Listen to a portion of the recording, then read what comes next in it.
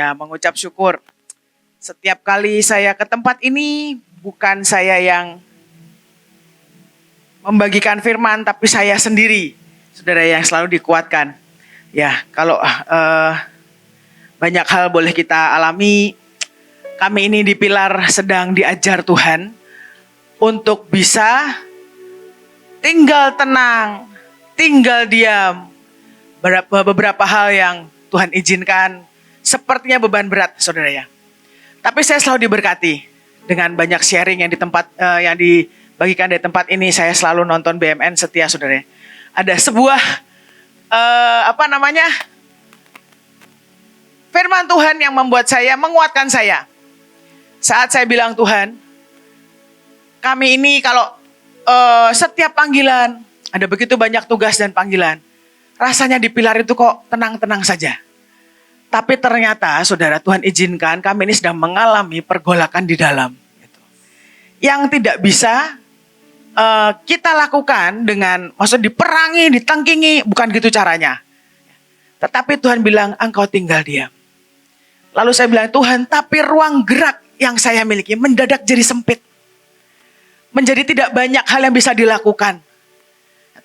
Tuhan bilang, tinggal tenang. Saudara, kalau ditanya, kita ini percaya Tuhan gak? Percaya. Tapi percaya yang bagaimana? Yang dalam hidup kita ini terpancar dari hidupmu. Kemarin ada yang dari BMN saya lihat soal kedalaman, saudara. Saya gara-gara firman itu, lalu saya coba cari di YouTube. Sebenarnya laut dalam itu seperti apa? Ternyata serem ya. Serem banget itu. Yang manusia bisa capai itu kan sekitar 11 km dengan alat itu juga. Karena tidak ada satu manusia yang tahan, karena tekanannya sangat berat. Jadi kalau saudara masuk sana tidak punya perlengkapan, ambiar saudara, pokoknya gak kuat. Tapi kalau saudara perhatikan, di laut dalam, ikannya tuh besar-besar. Satu besar, yang dua apa? Bentuknya sederhana. Bentuknya gak aneh-aneh tuh. Apa sing ana taringnya gak ada. Ya cuma lempeng aja, lurus. Besar, saudara ya. Terus oyak gitu, kayak Nemo gitu kan, gak ada. Bergerak dengan tenang, pelan. Lalu Tuhan ngomong, lah itu. Harusnya saat kau dalam dengan Tuhan. Bukan lagi kita panik, tapi engkau tetap tenang. Karena firman Tuhan berkata, engkau harus tinggal tenang, tinggal diam. Karena itu adalah kekuatan setiap kita. Tapi seringkali kita enggan kalau kata firman Tuhan. Termasuk saya, saudara ya. Berpikir kiri dan kanan mencari cara bagaimana caranya. Bagaimana cara menyelesaikan. Tuhan bilang diam. Lalu kalau saya lihat lagi gitu, di kedalaman itu sangat dingin. Tuhan memberikan pengertian seperti ini. Sangat dingin sampai suhunya katanya tuh di bawah titik beku. Saya pernah dulu dengar cerita Bevis tuh ke Iceland katanya. Saya tanya, makanannya enak nggak, Bes? Ya minimal jarang sayur, Tante Lani. Oke, berarti makanannya saya pikir enak. Enak. Mungkin daging atau apa. Dia bilang, nggak enak. Kenapa? Karena lemaknya terlalu tebal. Karena kan daerah dingin. Saudara, Tuhan ngomong, kamu ada di dasar kedalaman.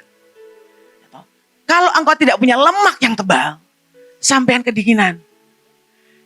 Bukan lemak badan, maksudnya lebu. Jangan tersinggung ya. Jangan tersinggung, saudara. Sekali lagi, tapi kalau kita baca lemak tadi, saudara baca di Imamat. Dari awal sampai akhir, semua yang berhubungan dengan lemak, ujungnya korban. Korban bakaran, korban api-apian, semua yang dicari lemak. Karena Tuhan suka lemak.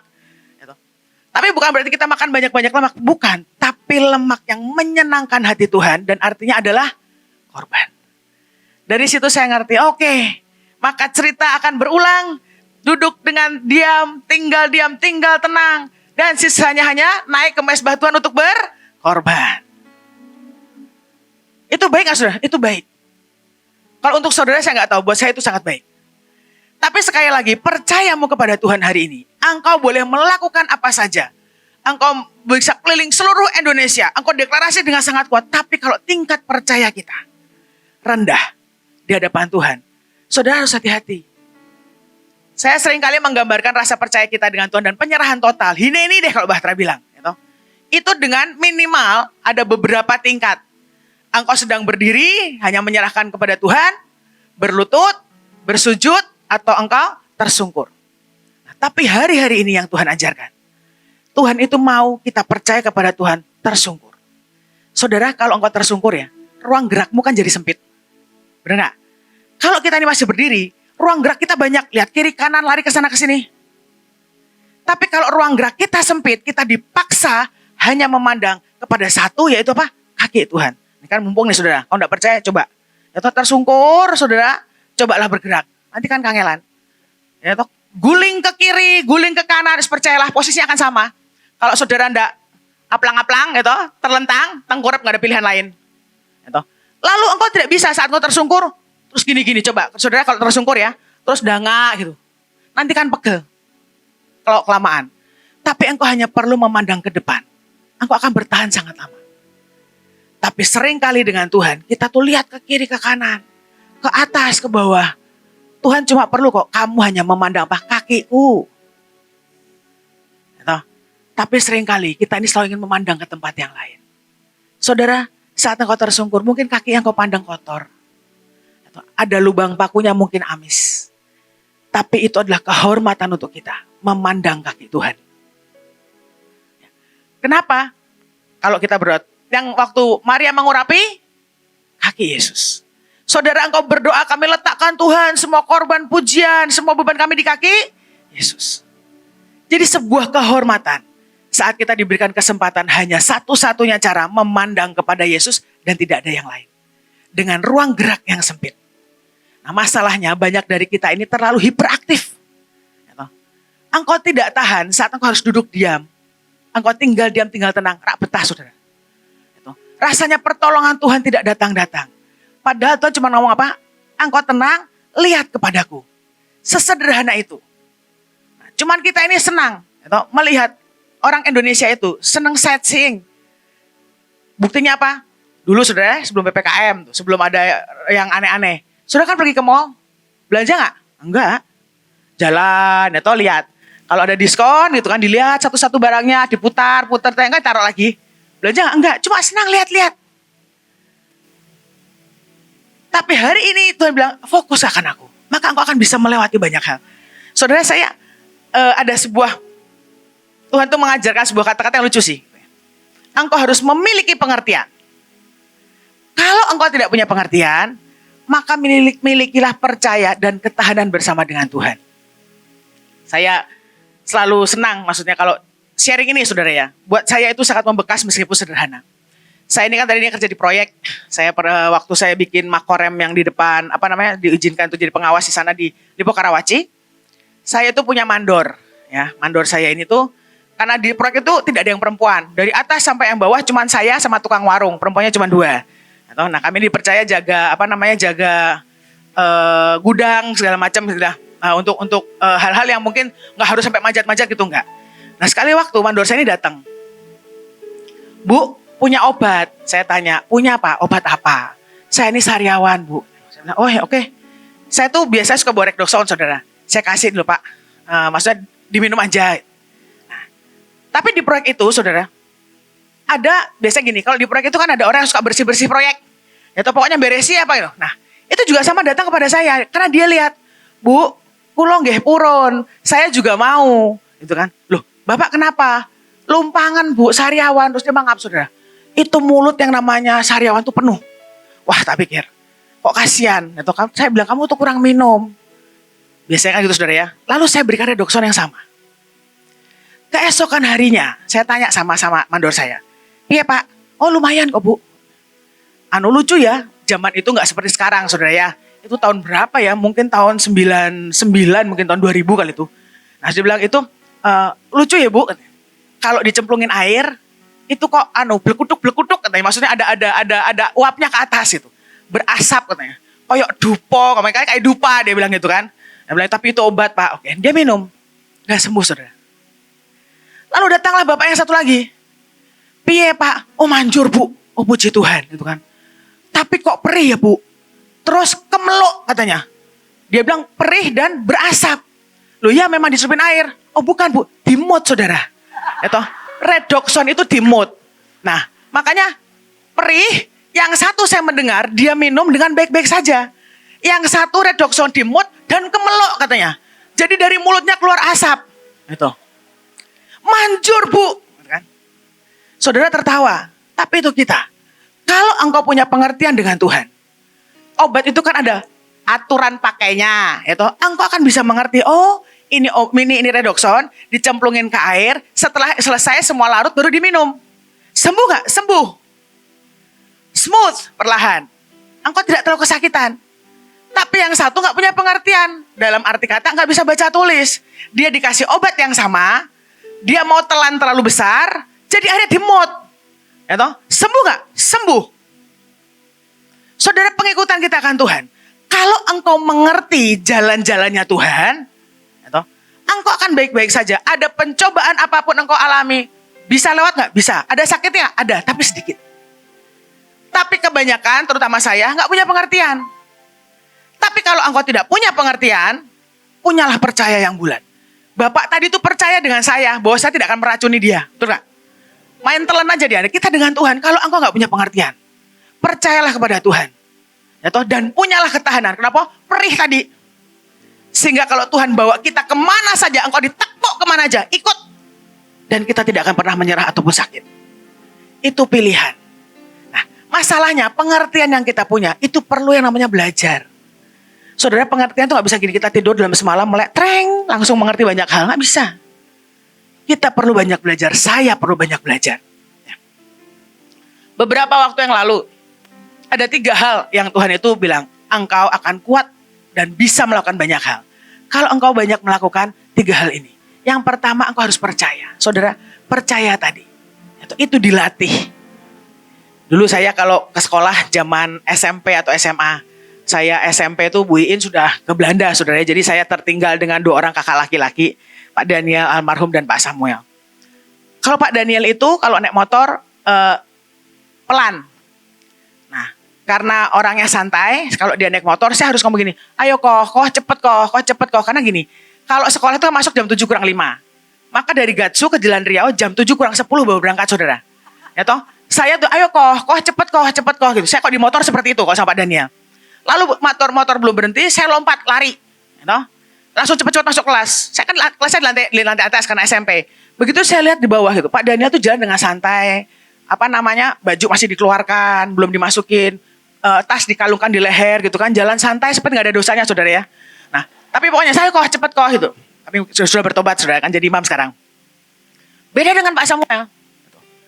Kalau dia naik motor ngebut, saya belum naik motor sudah jalan. Belum. Saking cepatnya. Gitu loh. Tapi itu menakutkan. Jadi pernah sekali waktu di depan, saya belum naik. Kan biasanya kalau misalnya kan kalau SMP kan pakai rok, saudara ya. Jadi kan kalau duduk di motor kan biar cantik gitu maksudnya kan. Maksudnya mau di pinggir. Baru juga naik plok langsung digas, kaki saya tuh naik ke atas. Wus gitu sampai ditertawakan oleh tukang warung depan. Gitu. Dari situ saya belajar. Saya percaya gak kepada kakak-kakak saya? Percaya, tapi saya belajar. Oke. Kalau bertemu dengan Pak Daniel, maka saya harus membangunkan beliau jauh lebih pagi. Supaya saya tidak telat. Tapi kalau dengan Pak Samuel, saya harus mempercayakan diri lebih lagi. Ya toh? Berarti latihan memang dari zaman dahulu kala kayaknya. Kenapa? Lalu saya ganti gaya. Begitu saya bonceng, saya langsung gini kan, madep ke depan, saya peluk dia. Nggak urusan, saya cuma punya pikiran, kalau kamu jatuh baru kita harus jatuh barengan. Saya nggak mau jatuh sendirian. Nah, itu. Saya percaya, apakah setelah saya memeluk dia dari belakang dengan kencang, lalu saya ngomong, kiri, kanan. Enggak, saya nggak tanya. Saya tahu dengan pasti dia akan mengantarkan saya ke sekolah dengan kecepatan yang tinggi, dan saya selamat. Itu aja sih sebetulnya.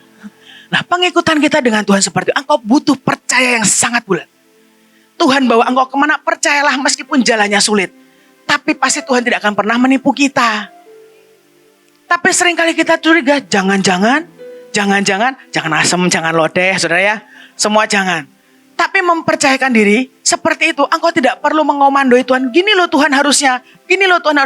Gak perlu, saudara. Wes, bahasa Jerman, gamblok, gamblok, melekat saja udah, peluk. Dipeluk dengan erat. Pokoknya tidak jatuh. Atau kalau jatuh barengan, kalau sama Pak Samuel. Pokoknya dia jatuh, saya gak mau jatuh sendiri, saudara. Pernah waktu itu kan, saking kerasnya, saya bonceng, dengkul saya tuh sampai nabrak angkot, jeduk, aduh gitu. Rapopo ya, yang nyuper ya gak apa-apa, saudara, dengkulnya benyok yang sini. Gitu? Tapi engkau butuh percaya seperti itu. Nah saudara, percaya tadi, engkau harus latihan dan belajar. Nah, belajar yang kita miliki, engkau itu harus punya kelembutan. Ada yang mimpi gini, saudara. Setiap kita, itu punya bahan makanan katanya. Nah, punya bahan makanan yang disediakan karena kita ini punya jubah-jubah yang harus dipakai. Memang jubahnya belum dipakai, masih tergantung. Tapi di situ dikatakan, ada yang bilang bahwa kamu harus makan ini. Makanannya sebesar telapak tangan, kenyal dan bening, warnanya agak kecoklatan.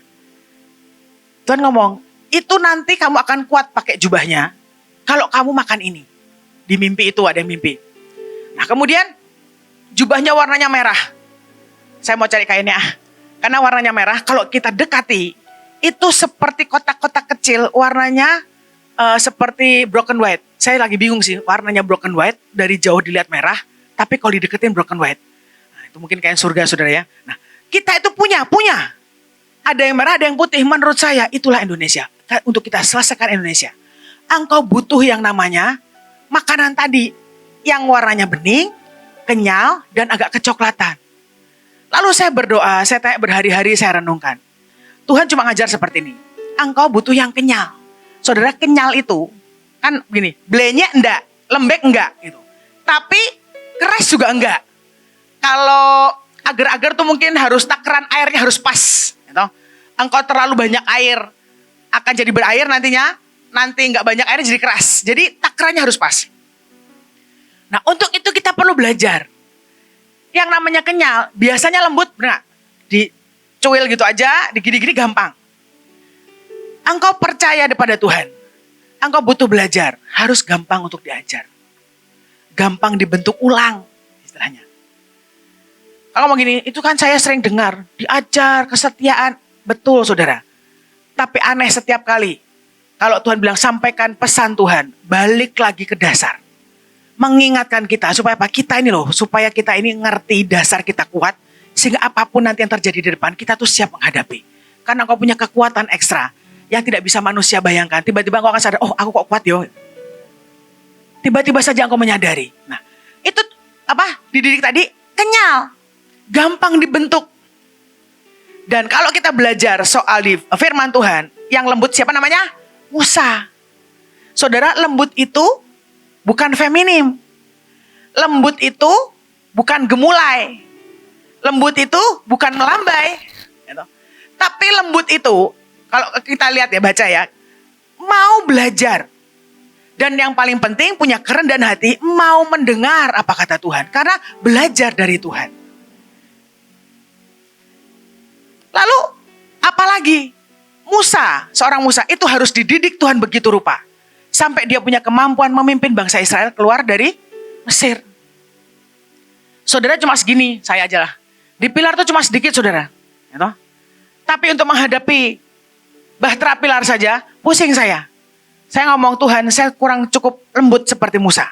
Musa baru sedikit sih, cuma sekitar 600 ribuan waktu keluar. Mungkin di sini lebih banyak. Tapi di pilar jumlahnya lebih sedikit, saudara. Susah. Kalau ayo kita bergerak untuk lawatan. Saking tenangnya, diam tak bergeming. Saya pusing. Saya sampai ngomong, Tuhan, apakah saya harus berdoa dengan tangan yang sangat kuat untuk menggoncang seperti mengeluarkan bangsa Israel dari Mesir? Nanti kalau misalnya tiba-tiba sudah rame, saudara, menenangkannya juga setengah mati. Saya ngomong, Tuhan, saya butuh takaran yang pas. Kalau bergerak diajak gampang, ribut ditenangkan gampang. Kalau ini diajak bergerak susah, kalau sudah terlanjur bergerak, gak bisa diam, saudara. Kurang kenyal Tuhan kami pilar ini. Harus belajar bagaimana caranya. Yang namanya lembut tadi, engkau juga harus skillful. Karena engkau belajar. Saudara bayangkan ya, kalau memimpin sebuah bangsa dan kau gak punya kemampuan apa-apa. Menurut saya Musa tuh hebat. Dengan 600 ribu orang keluar jalan kaki, berkemah di padang gurun. Dia kan pasti memikirkan, kamar mandinya di sebelah mana? Gak ada air sih sebenarnya ya. Minimal, kalau nanti buang hajatnya di mana? Mungkin harus buang sampahnya di mana? Harus organize. Skillful. Dan yang penting apa? Dia mendengar Tuhan. Kenapa? Setiap kali dalam hal apapun juga yang dihadapi, dia pergi menghadap Tuhan. Hari ini saya mau baca firman Tuhan dari Roma 10 ayat 10. Sederhana, saudara. Roma 10 ayat 10. Karena dengan hati orang percaya dan dibenarkan, dan dengan mulut orang mengaku dan diselamatkan. Cuma dua. Engkau hanya butuh percaya dan mulut yang mengaku. Tapi mulut mengaku yang bagaimana? Kebanyakan dari kita itu punya mulutnya itu ada engselnya agak sedikit, ngerti berarti ya, agak sedikit los saudara ya. Mungkin minyaknya kebanyakan. Jadi ada apa-apa asal jeplak. Untuk mulut. Tapi firman Tuhan berkata apa? Ia membuka mulutnya dengan hikmat. Pengajaran yang lemah lembut ada di lidahnya. Lemah lembut lagi. Kenyal lagi. Berarti engkau harus punya belajar yang banyak. Kalau engkau mau punya pengertian dan pengikutan kehidupan kekristenan kita ringan, punyalah pengertian. Tapi ringan yang di sini punya pengertian, engkau juga harus belajar dan banyak yang dipelajari. Bukan cuma satu. Tapi menurut saya, di sini banyak yang bonek. Bodoh nekat. Gak punya pengertian, hajar bleh aja pokoknya. Boleh gak? Tidak dianjurkan, tapi boleh. Kalau engkau punya percaya. Tapi kalau engkau tidak punya percaya, jangan. Kenapa? Kalau engkau tidak punya percaya dan engkau menghadapi banyak hal, akibat kenekatanmu tadi, engkau menjadi sakit dan pahit, saudara. Itu loh yang membuat mulut kita tidak bijaksana. Tidak lagi lemah lembut, tapi marah ujungnya. Tidak ada lagi hikmat, tidak ada lagi hormat, tapi isinya cuma caci maki. Sedang itu berbahaya. Kenapa? Kidung Agung 4 ayat 4. Ya. Kenapa asal ngomong itu berbahaya tuh? Ini sudah alasannya. Lehermu seperti menara Daud. Dibangun untuk menyimpan senjata. Berapa banyak? 1000 perisai tergantung padanya. Dan gada parah pahlawan semuanya. Kebayang gak saudara? Kalau engkau asal membuka mulutmu tidak dengan hikmat, engkau bisa membunuh banyak orang. Ada 1000 loh itu perisainya. Makanya saya gini, Tuhan, lalu bagaimana? Makanya pilar itu saudara ya, hari-hari ini bilang, ngomong, deklarasi. Saya tuh dapat mimpi saudara. Seperti di acara besar, ada begitu banyak orang. Di situ tuh aneh sih. Karena pelatihannya itu bukan perang saudara, tapi terbang.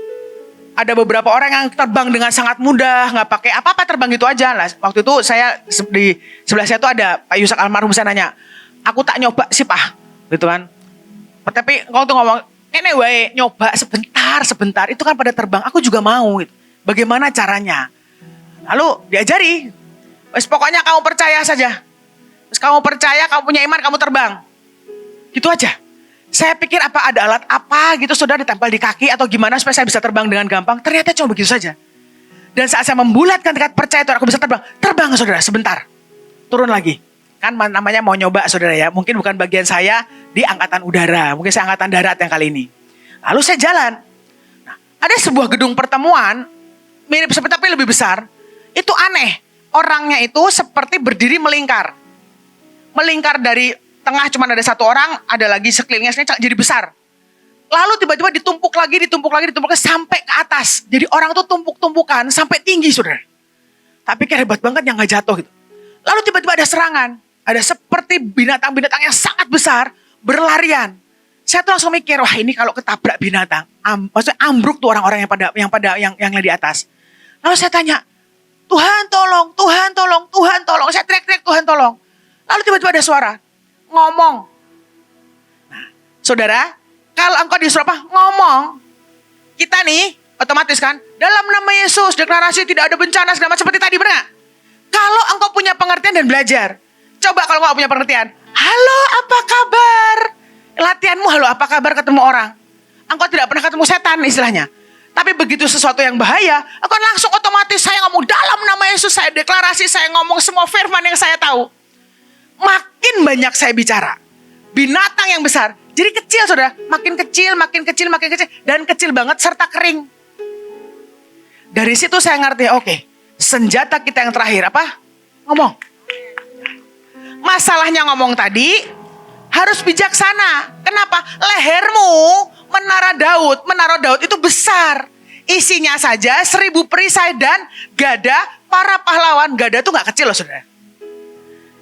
Kebayang kalau engkau marah, emosi, itu perisai bisa berterbangan dari lehermu tuh begitu mulutmu terbuka. Semua gada pahlawan bisa mengebas banyak orang.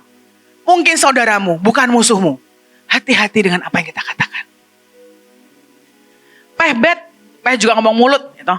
Bukalah dengan hikmat dan kebijaksanaan. Jangan asal ngomong.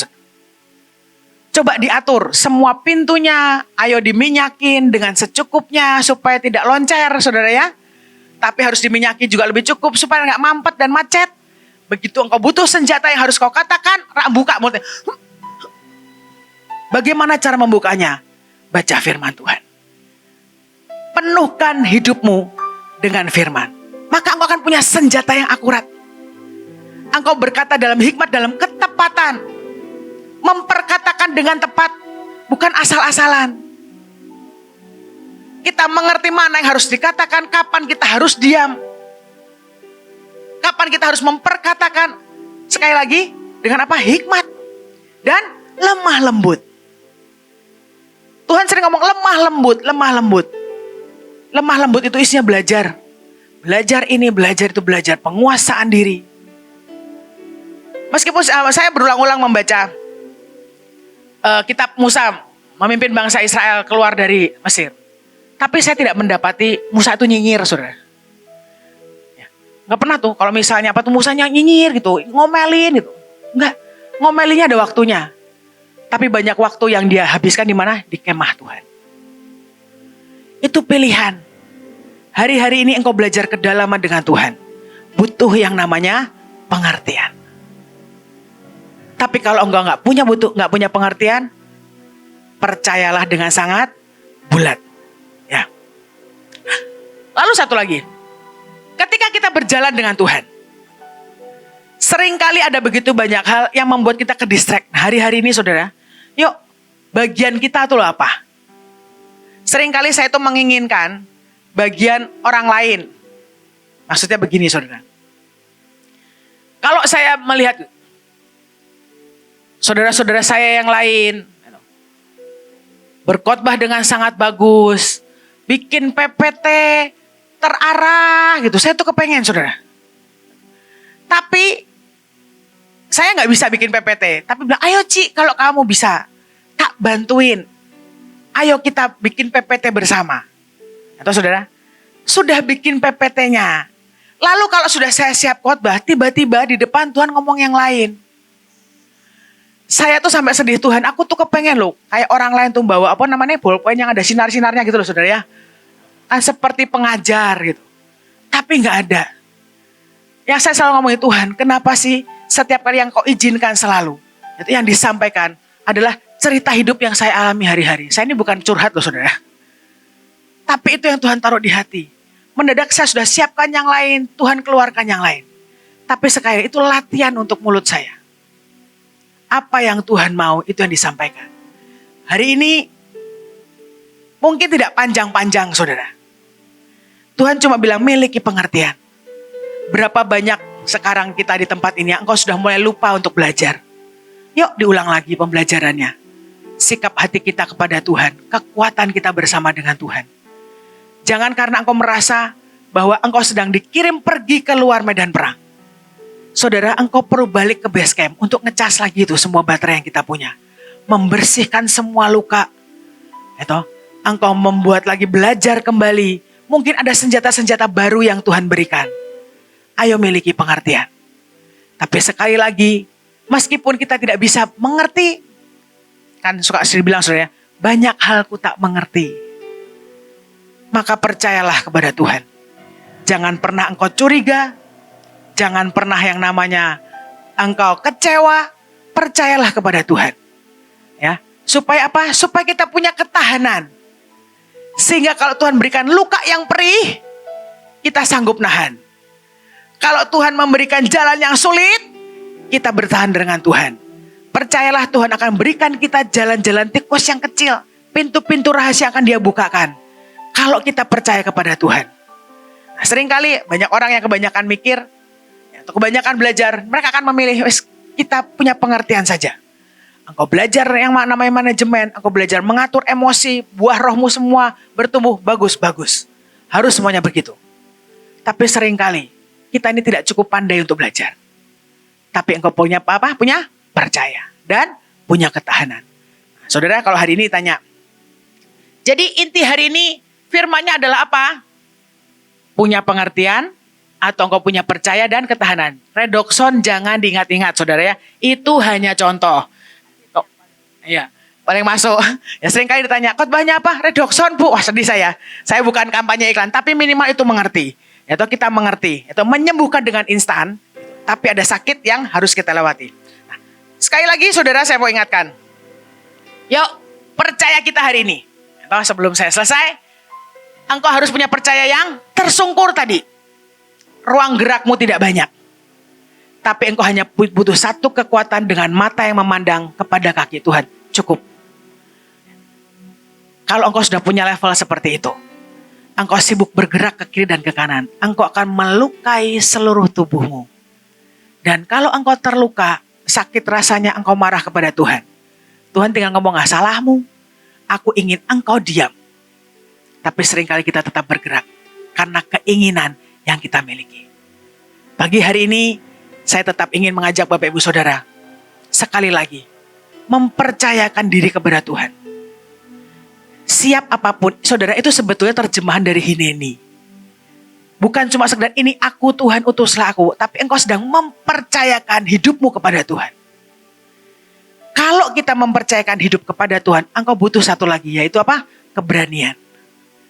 Tidak banyak orang punya keberanian untuk mempercayakan dirimu kepada Tuhan. Kenapa? Karena kita tahu, kalau engkau dicintai Tuhan, isinya cuma didikan, dan itu menyakitkan.